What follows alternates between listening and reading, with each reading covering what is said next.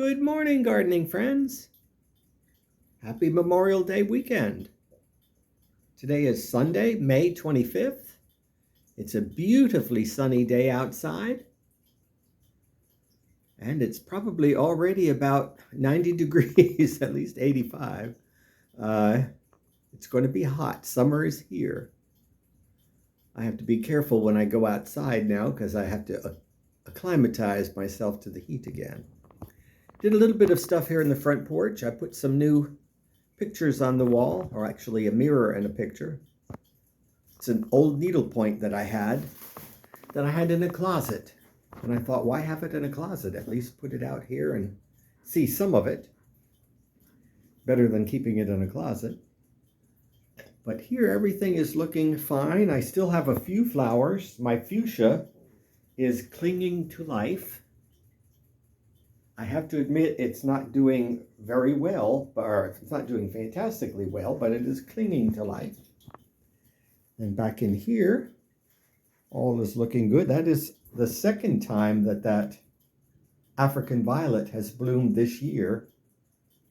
You may recall back in January or so, it was like a palm tree, and I basically knocked it out of the pot and buried it up to its neck in the dirt, and it's having a second round of blooms. But here all is doing well. My pencil cactus is putting up a lot of new leaves. And my wandering dudes are recovering from being cut back. There's one in this corner as well. To get around the pothos to see it. This pothos is thickened up nicely. It had 4 or 5 scraggly tips, and what I did is I cut all of the tips off and stuck them in the pot. And every one of them rooted, so, or at least hasn't died yet, let's put it that way. And my hydrangea is still doing well. Let's go outside for a walk. Fruit is coming in. I've been eating blackberries hand over fist. We'll take a close-up of those later. But here all is well. My geraniums, really pelargoniums, are doing fine. I did clean up the last of my cycads this week. This is the female, but she's not going to set out her fruiting structure this year. So she's setting out leaves instead. When I saw the new leaves come up, that's when I decided to clean the old away. And it was a big trash week, so it was perfect timing. I cleaned up some of the bananas from the damage done when the window guy came last week.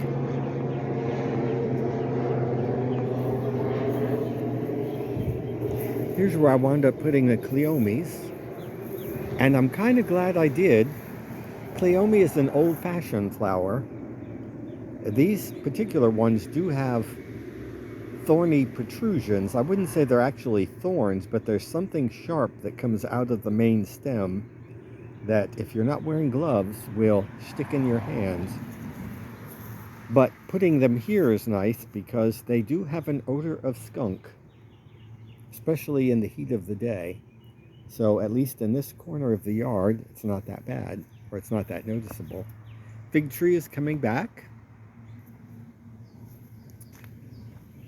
I did put out my ponytail palm, and it did get burned. It's the first time I put it out and it got burned, so it is what it is. Oh, the birds are here, fighting over the food in the bird feeder. I guess those are the house finches. Back in here, it's all looking nice. This area is thickening out again. I had to thin back some of the wandering dude. The monkey grass can take it when the wandering dude overwhelms it, but the other stuff can't. It's a little too weak. The other stuff that I can't think of the name of right now. But you know what it is.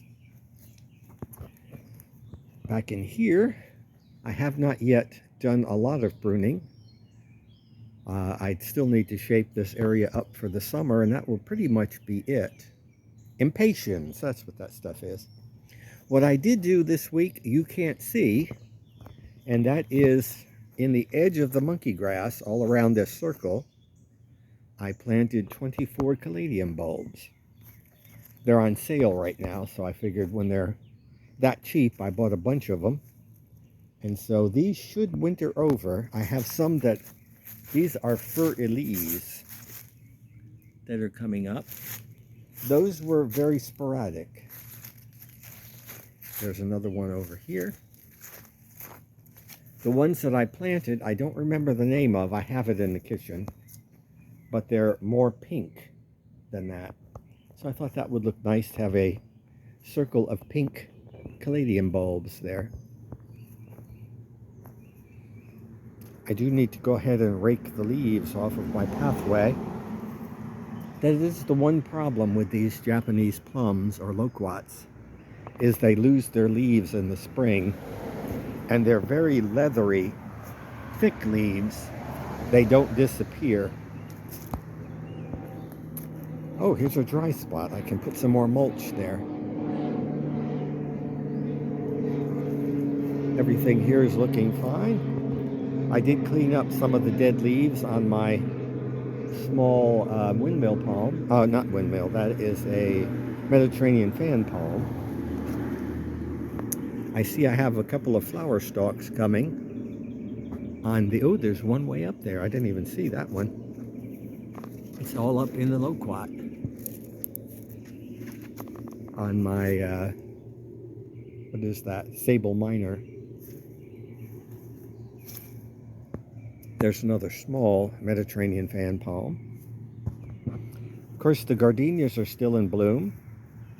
That cycad is coming back.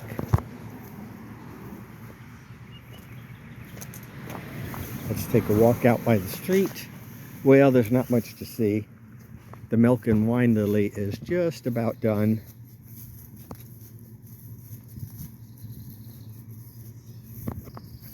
I have to come out here and do a little bit of weeding, but this is the last of it.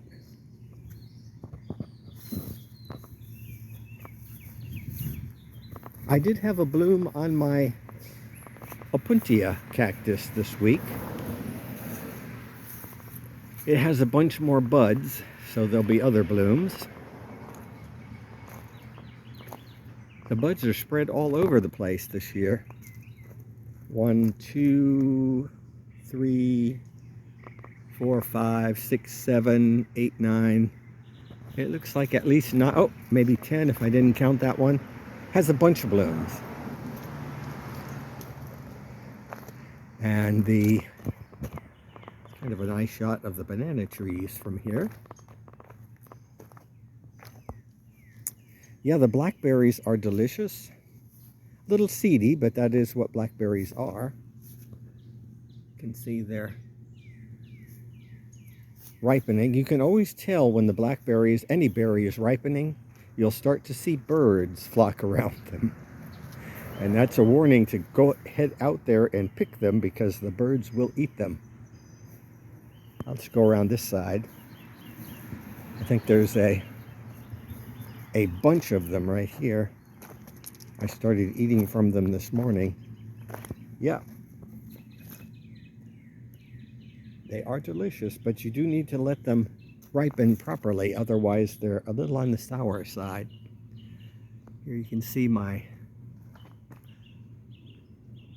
crepe myrtle is doing well after pollarding. Pollarding is when you cut at the top. Compassing is if you cut at the base. I decided to leave this cluster in the middle because it's better for screening purposes, 1, and 2, it means the flowers are always at the very top of all those stalks, so it'll bring the flowers more down to eye level.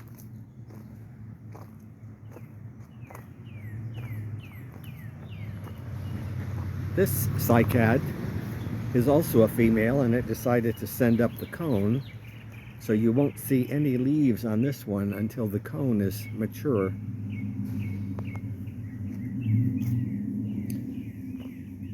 I had to move my equisedum here.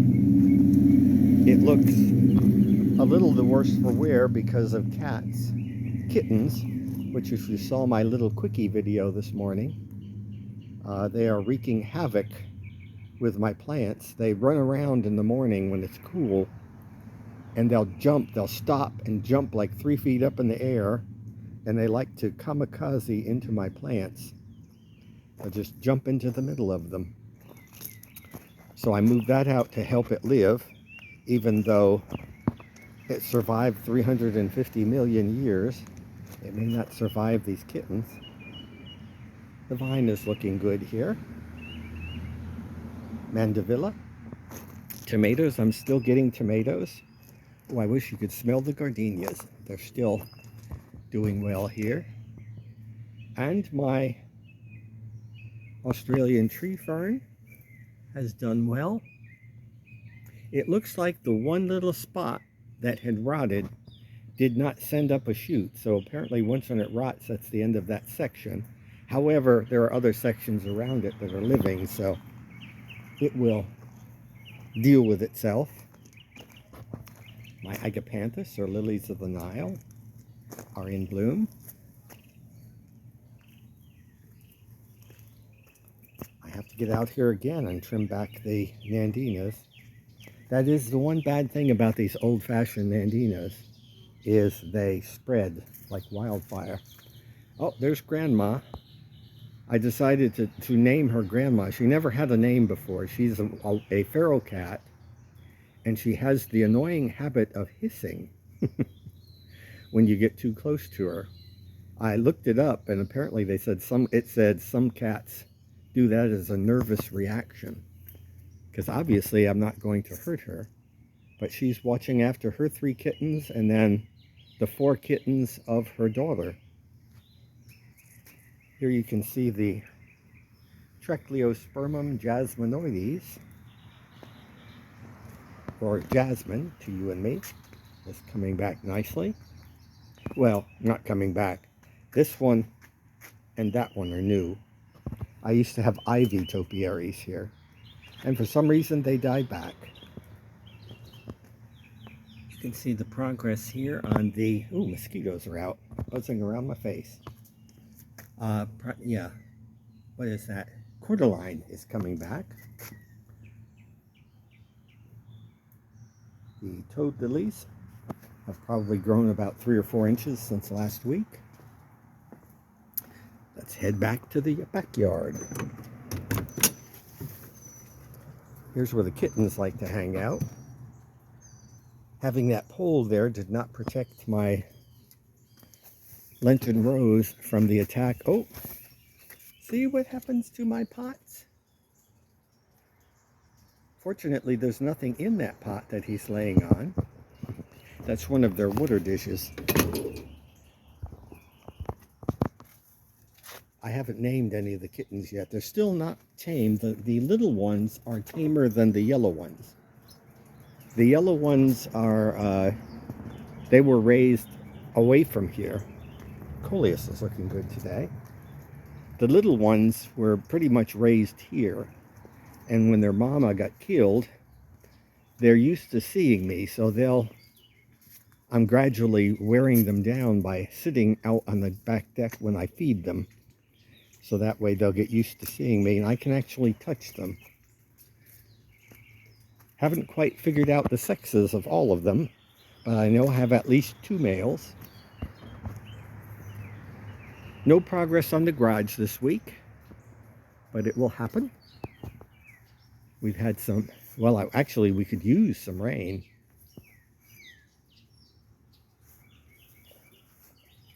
I need to cut down my spent stalks on the daylilies and reclaim my herb garden. This is looking nice. I do have my fountain going. My other fountain had a short in it, so I have to figure out where the plug is. It shouldn't have a short. We haven't had rain in a while, but I did water everything well day before yesterday. Geraniums up here are doing well, as is the bougainvillea. This one's not quite as much in full bloom. Of course, this one's older. This one is about 3 years old in the pot. It's coming back. It just doesn't have any flowers yet. That one gets morning sun, and apparently it likes it. That's one of the problems when you have a symmetrical space like this, because right now this is in shade and that side's in sun, and vice versa in the afternoon.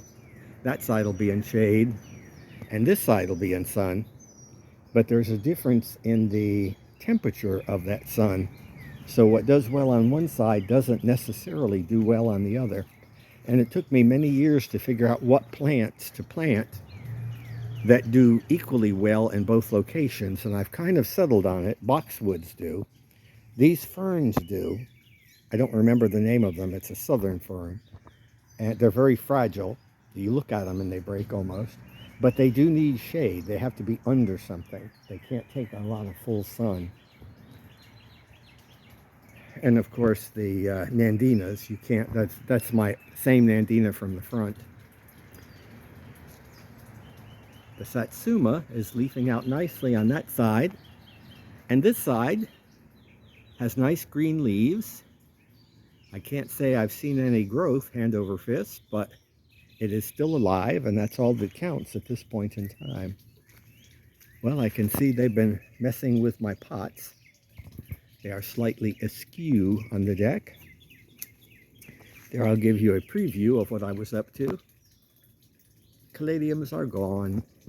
Got too hot and they just basically melted like an ice cube. So I decided to put in some caladiums there. Did I say caladiums before? Cyclamen are gone. I don't remember what I said now. And put caladiums in the place of the cyclamen. Banana trees here are doing well.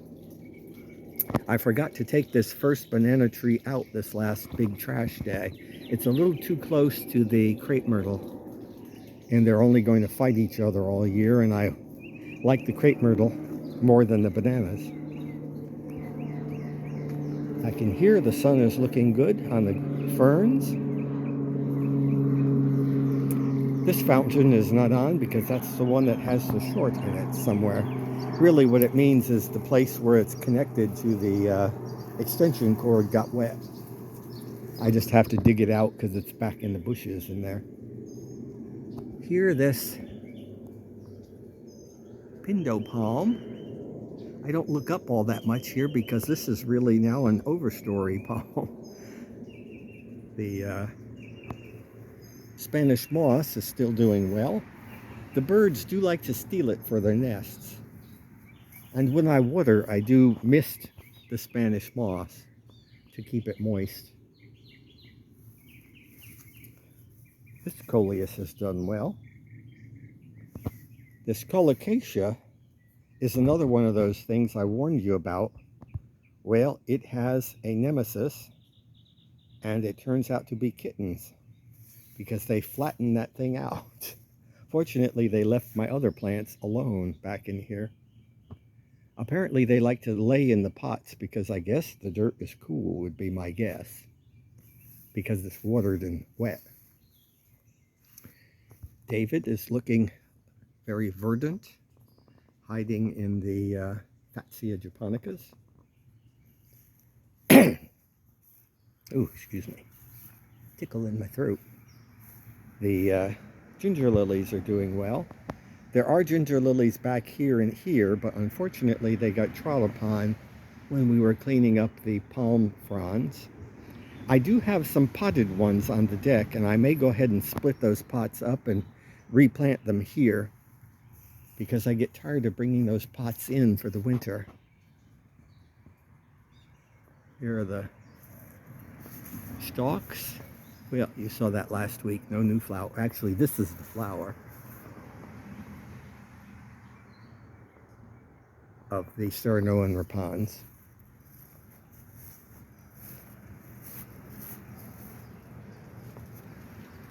They don't look up all that much. That palm looks good up there. Cleaned out the dead.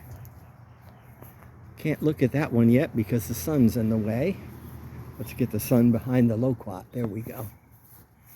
The Canary Island date palm is doing well. I have to admit, I'm getting used to the dead hanging down. This is the first year I've ever let it do that.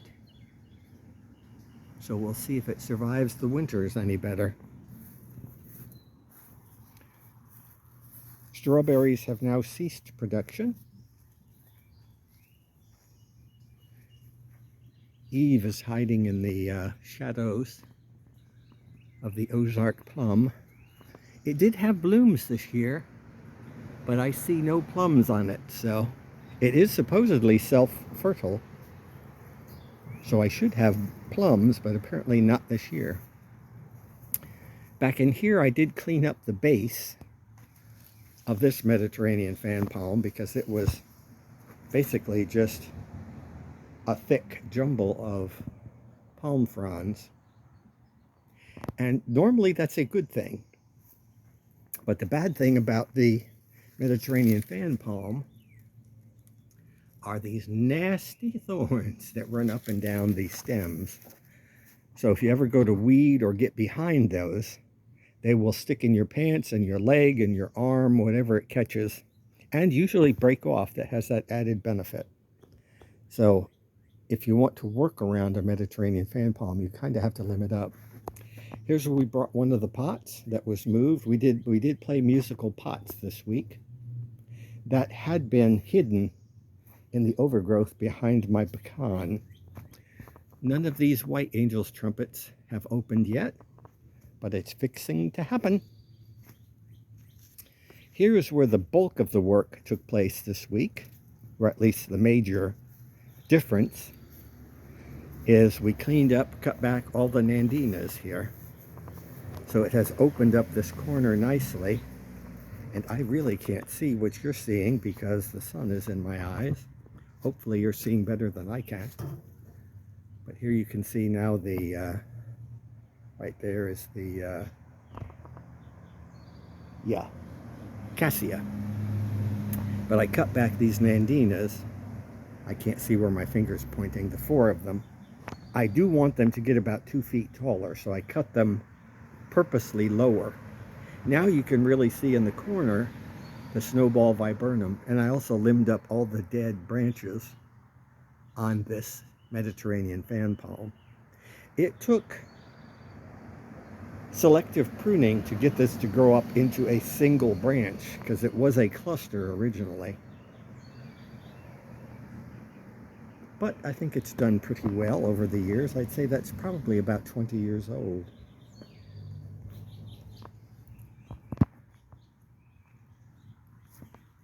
Oh, the other news is blueberries are ripening. Oh, here's where I put the plumeria. I don't think it's going to stay here. It's too shady. I'm thinking I may stick it over there in that clearing. But for now, we got it out of the front yard and put the ponytail palm in its place. I think last year the ponytail palm was on the stump behind this pecan. But now that the pecan has grown and the angel's trumpets have rooted in, it won't do well there. It's covered totally. Pecan is leafing out nicely. Oh, I was going to show you the blueberries. The blueberries are ripening. I have to get out here and pick some more. I have to admit, between the blackberries and the blueberries are much more productive this year. But the blueberries, they were moved, in fairness to them, they were moved about 3 times before they wound up there. So they really haven't had a chance to root in for long. I want to say this was done about 4 or 5 years ago that they were moved here. So they had been back in there. But when I got rid of some of the hollies that were there, used to be a hedge of hollies against the back fence, a tall hedge of hollies, of which now I only have 2 left. There's one in this corner and one back in there. can't see it for the sun, but somewhere in there. But there used to be 7 or 8 huge 6-foot tall holly bushes. Oh, the fruit on this pindo palm are changing color. They will turn orange. I did kind of bookend the property. That pindo palm is there on that end, and this pindo palm is almost centered. It fools the eye because it does look like it lines up, but it's actually 2 or 3 feet off. This Serenoan repens wasn't really meant to be here. At one time I had huge oak trees, and it used to be at the base of an oak tree. Well, when they cut the oak tree down, they dropped these huge chunks, I want to say like 4-foot diameter, onto this plant and had pounded it flat into the ground. And so it was at that point, because they had big equipment back here, that I decided to pair up the pindo palm and put one on that side as well as there, and this was all going to be lawn. Well, it turned out the Serenoan repens sprouted back, and so it has come back with a vengeance, and that's probably why you see these what do you call them, the not really branches, but the trunks are kind of flattened down, because the big tree that fell on them, or was felled onto them. By the way, I think I've told you many times, you're probably sick of hearing that, Serenoan repens, if you look them up in the books, do not form trunks. So this is not a trunk, but it sure looks like one to me. Here's a nice looking ginger lily coming back. My kumquat tree looks like it has a few blossoms. They have not yet opened. Hopefully you can see those little white blossoms there. Oh, the cone, the male cone on the cycad, doesn't look like it grew that much. It looks like it only grew about maybe 3 inches or so since last week. But it is still doing well. Again, this will get no new fronds until that cone falls off.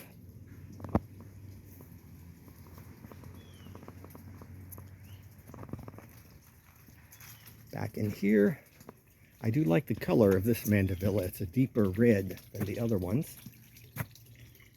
So far, the kittens have left my vincas alone, so they're doing fine. And they've left my coxcombs or celosia alone, although they try to get at their water. And they also try to jump in it, and they move the box, or they move the pot because it's a light pot. They do jump all over these pots. So the things I wanted to save, I had to get up off the ground. That, by the way, is that pot of caladiums that we sprouted earlier this year. It would not be there had I not lifted it up. This pot was knocked over this morning. It had caladiums in it, and they have been snapped off since then.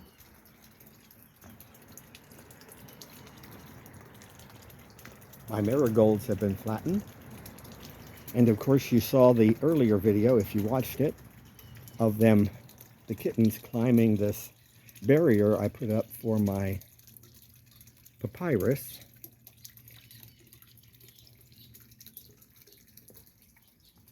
But basically the things I have left here are things I don't mind the cats damaging. They're things that will recover, or they're things that they don't bother. This was a little birthday present. One of the nurseries in town, A Bloom Garden Center. If you register with them, you get a gift certificate on your month, for the month of your birthday. So I went and bought that and the little pot, so that was kind of nice. I wanted another red pitcher plant.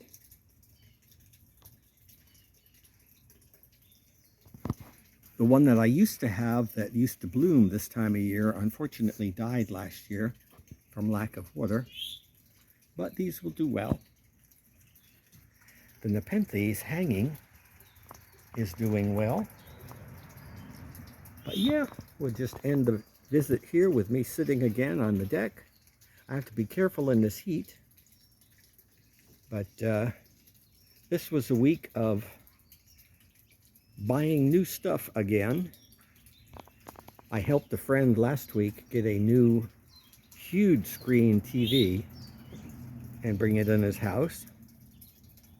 And it looks so nice that it inspired me to upgrade my television. So, but unfortunately, mine are in things. So they're limited in size. I can't get a big screen unless I do some rejigging in the house. So I bought a 24-inch TV to replace my old 24-inch TV. It's LG, and it's a smart TV. I like it. LG, I had to look up. I guess it stood for Lucky Gold Star, a South Korean company. And I believe the TVs are made in Mexico, as opposed to my car, which is a Hyundai, also a South Korean-owned company. But at least they're manufactured in Alabama. But be that as it may, neither good nor bad. I do like my new TV, but that took a day of playing with that. So, not much. I'm trying to think of what to leave you with today. I guess I'll just leave you with a picture of the Sarracenia. It's a pretty enough plant. So, happy Memorial Day weekend. Stay safe, stay cool, and I hope you all get out in your gardens and get to enjoy them. I'm going in for now. Take care. See you next week.